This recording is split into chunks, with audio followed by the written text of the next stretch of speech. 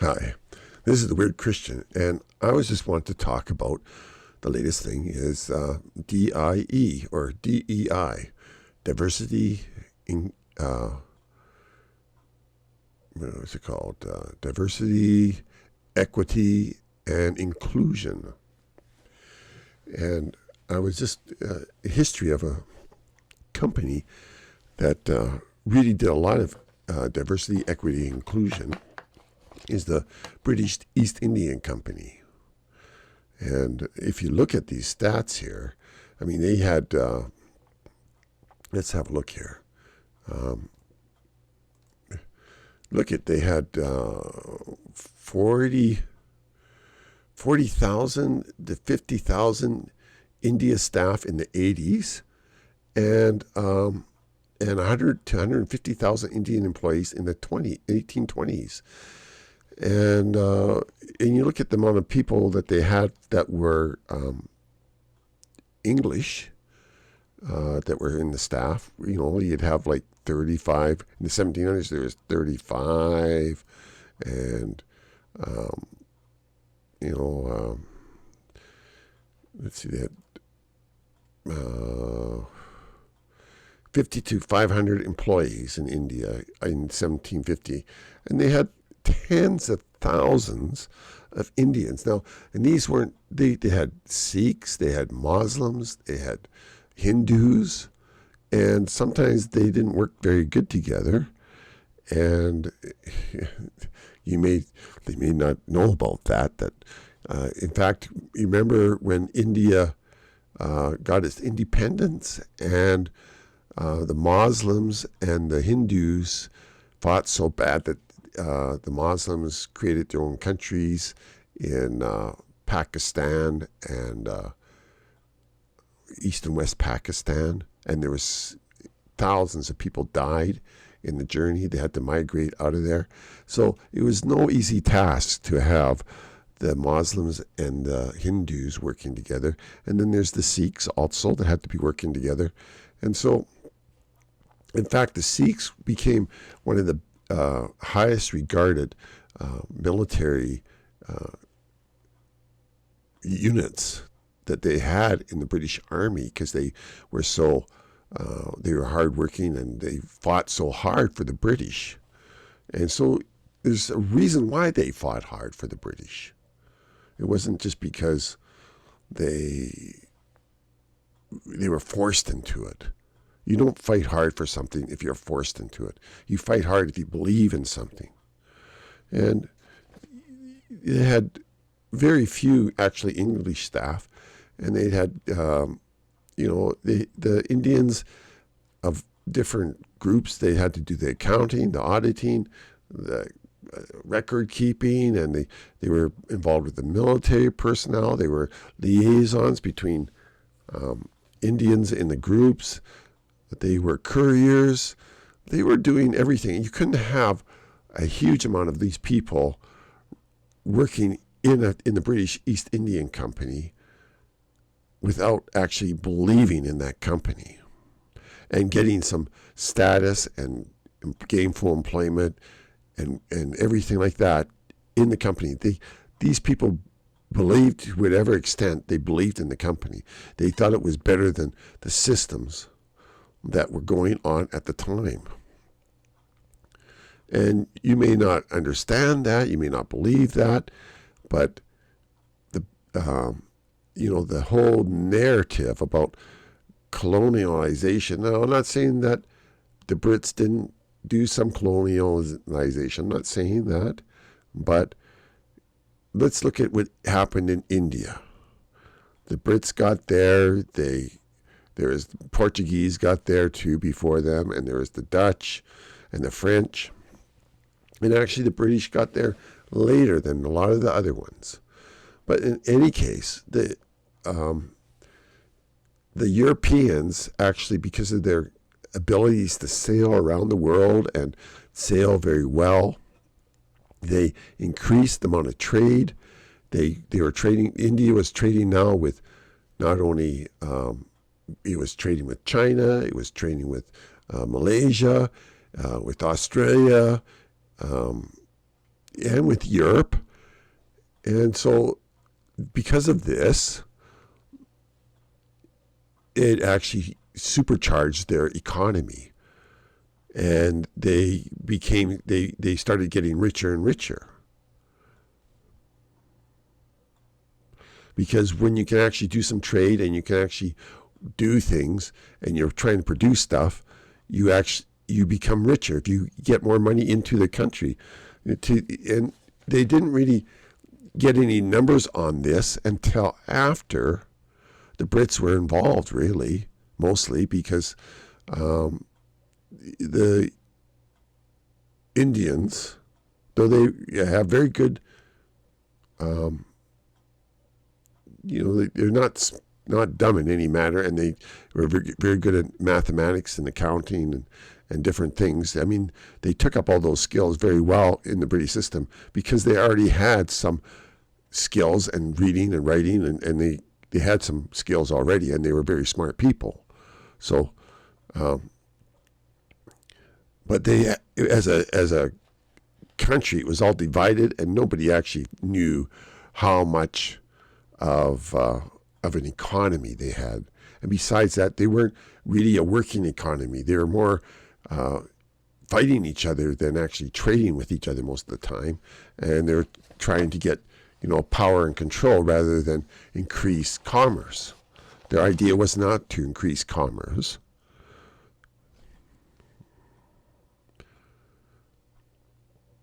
I'm saying quite a few things that you may not agree with, whatever, but I wrote one book, and you can see this book, Spirit of Capitalism, and it's the first in the series of, which I haven't actually published other books because, I don't know, you have to make sure that everything's going well, and you have to be a marketer. I'm not a very good marketer, but anyway, I actually have written the rough drafts of, there's this, it's a series, Civilization's Gauntlet series, and the first book is Spirit of Capitalism, talks about the history of capitalism, what created capitalism, where countries actually started capitalism, what capitalism is about. And it takes a different narrative than just about money and goods. It's why would people actually go and risk their lives? And what kind of vision would they have to actually go out there to go places that they hadn't gone before and to create things that they hadn't never done before, to service the community and so forth? What kind of spirit would be really involved there? It's not all about material and gaining money or whatever. If it was about that, then they'd be more interested in stealing from other countries. And of course, some people say that that's what they did. But when you go and look at what they actually happened in those countries, the commerce, the richness, the things became developed. That's because that's what they do. They develop. That's what capitalism is about. It's about a vision of making new products and doing new markets and going places where you haven't gone before. It's the spirit of enterprise. And so then capitalism journeyed into India. And that's what my next book would be. I haven't printed it yet, but it's Capitalism's Journey into India. And then my final book in the series is Creating Nations. And that's the least one I've done work on, but it's I'm still working on it. But anyway, this book, Spirit of Capitalism, it takes it in a place that nobody really talks about before. And I mean, I've looked at other people's thoughts, but, like Ludwig von Mises and Adam Smith and, another person, Niall Ferguson, he's an economist, and Max Weber. I've looked at different economists, and Ayn Rand, she talked about economies too, and Keynes talked. But I've looked at different economists, and really I think they've missed the whole point of why capitalism. They don't really understand capitalism. They don't understand the spirit of capitalism. don't understand that at all. And that's what this book's about. But if you look at what happened for Britain when it did its East Indian Company, when it got there, all they were interested in was doing trade. But because they got attacked by the French and the Nawabs in India, because there's lots of competition, like the French were saying, well, we're going to get rid of the British so that we can have more of the trade, doing more of the stuff. Instead of having a free market, they were trying to limit the market. They were trying to monopolize their market. And so they were attacking the British through the Nawabs. And the Nawabs would attack the British, and some of the Nawabs would actually support the British too.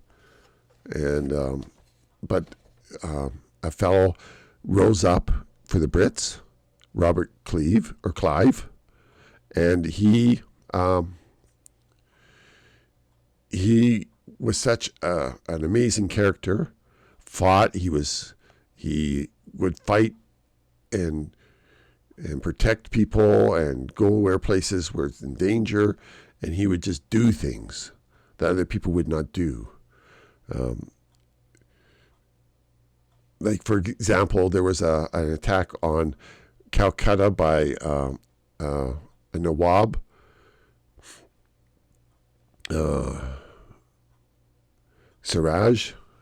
Nawab Siraj, he's got Dola. And he attacked Calcutta, and they had a very terrible thing happen. Actually, Calcutta, the garrison, the British trading company surrendered, because they had to have a fort to protect themselves. So they surrendered their fort, and they thought that this Nawab Siraj would treat them decently. Well, no, he didn't do that. He stuck them all into a little hole in the ground, very small in the heat, 146 prisoners, and only 123 died because it was so suffocating heat and stroke and everything like that. They didn't have water. They were just stuffed down there, and it was so awful. And Clive, he went down there with some force, and he freed the ones that were left. Not very many were left, and then they had what happened then is that they were outside of Fort William. They were outside of Fort William, which is close to there, yes, because they had to have forts to protect themselves because they were always being attacked by the Nawabs. And so at that time, the Nawab Siraj, he came in with like 100,000 men, and they parked outside the fort. And Clive and his men, which was like 2,000 guys, they needed protection. They were just out in the open. So they just took the initiative and went right through this camp of 100,000 men who were shooting them all the time. And they made it through. They got back, and they had 57 killed and 137 wounded. But they made it back into the fort. And it was called the Calcutta Gauntlet they ran. And it was such a victory that, and the British were so outraged by it's called the Black Hole of Calcutta, where all these guys died.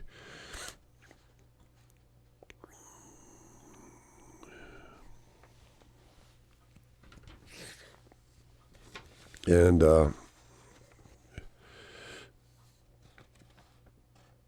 anyway, you didn't want to surrender to a guy who'd throw you into basically a terrible death.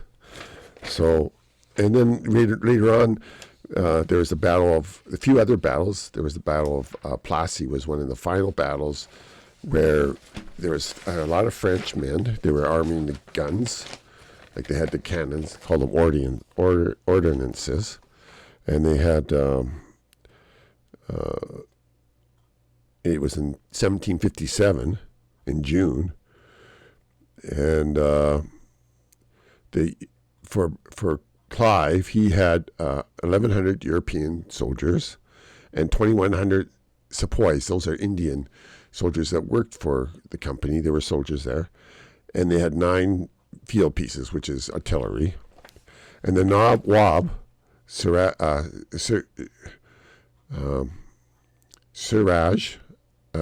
Siraj Dullah, he had 18,000 cavalry, 50,000 foot soldiers, and 53 cannons served by French artillery. And so they're like, Clive was totally outnumbered. He had like 3,000 men against 68,000 men. And they won the battle. And that battle was so detrimental to the Nawab. He actually lost his, because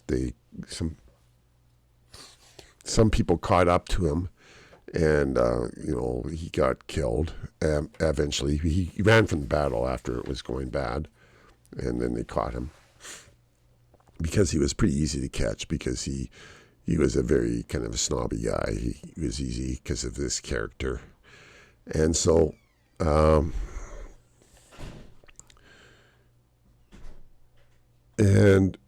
But because the whole battle was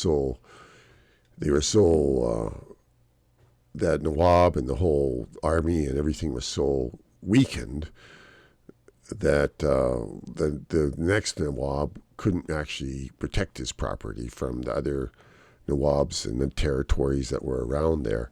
And so they were getting raided and attacked all the time by the Panjiri and the thuggeries.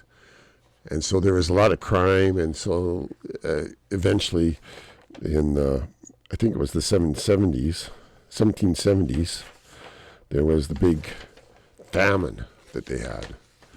And the British weren't really even aware, because they weren't taking care of those people at the time. But they started becoming aware when they started recording all these people dying. The British did. The British were recording that, because nobody else was recording about it. And of course, because you're recording something, you get blamed for it, right? That's what apparently that's going on. The British got blamed for the famine, though they had no idea that was even going on at the time, And so, but once it became apparent to the Brits back in England that such a terrible thing happened, the Queen and the Parliament and everybody, they said, oh, well, they made a mandate that the British East Indian Company had to basically take charge, because the Indians didn't seem to be able to handle it. So that's what happened, basically. So they took charge of the Bengal area, and when they were doing that, the other groups would attack them again, other districts, and they were really good at fighting compared to these other guys. And so, and the French were finding out of the thing, because they were, the French army, the French government just decided it wasn't worth it anymore, and they had gone through a revolution, and so forth. So it just wasn't worth their effort anymore. And because the French Revolution was in 1798 or so, around then. And so the British basically consolidated India into a nation. And they were recording things. There was still famine. I mean, it was there was no roads there, and so the British were making roads. They were doing all sorts of stuff, made a railroad, and all this kind of stuff. So, and because of all the effort that they put into it, basically they went broke doing it.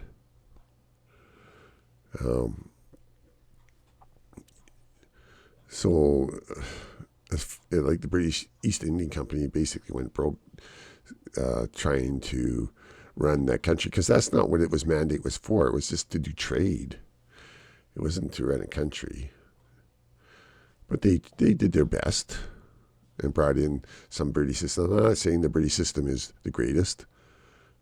It helped India. It was much better than what was going on in India. But I'm quite a critic of the Westminster parliamentary system. I think it's a terrible, terrible system. It's it's the Antichrist system almost. It's Calvinism, straight up. It's very hypocritical and authoritarian.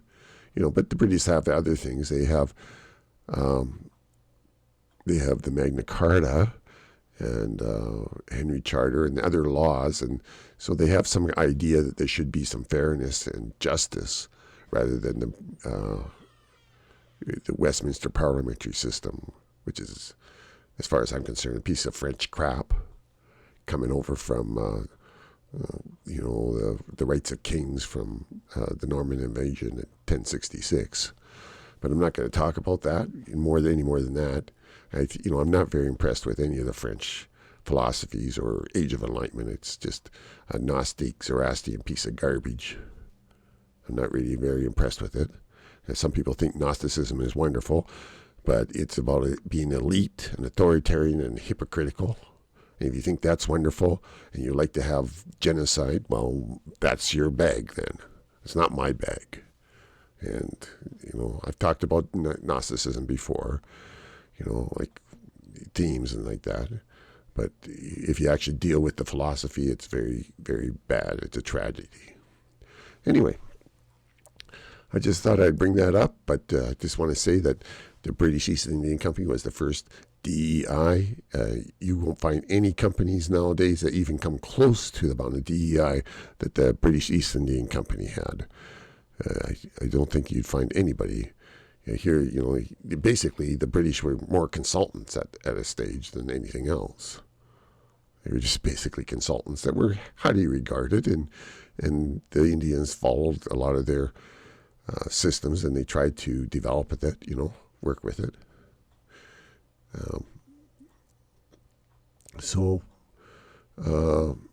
I just thought I'd say my little piece on that. British East Indian Company, the first model of DEI, a wonderful model. And they weren't colonizers, in India anyway. I don't think so. That's why Queen Victoria was called the Mother of India, because she was taking care of them, really. And because they couldn't take care of themselves, they were running their government in a very despotic and tyrannical ways. And I could go into history on that. And I did in my book, which I haven't printed yet. But anyway, God bless, and may his peace ride upon you, and maybe you got something. Look at some of these things. And this is like what I wrote here. This is actually just ask Google about British East Indian Company. You'll see the numbers. It's incredible. So people seem to be talking about things and not really thinking about it very much. You don't just take the narrative, some yin-yang talking about it. There's lots of yin-yangs nowadays talking about history. If you actually go and look at it, and if you ask the questions that aren't being totally politicalized right now, then you'll be able to get some good answers. Anyway, God bless. May God's peace be on you, and talk to you next time.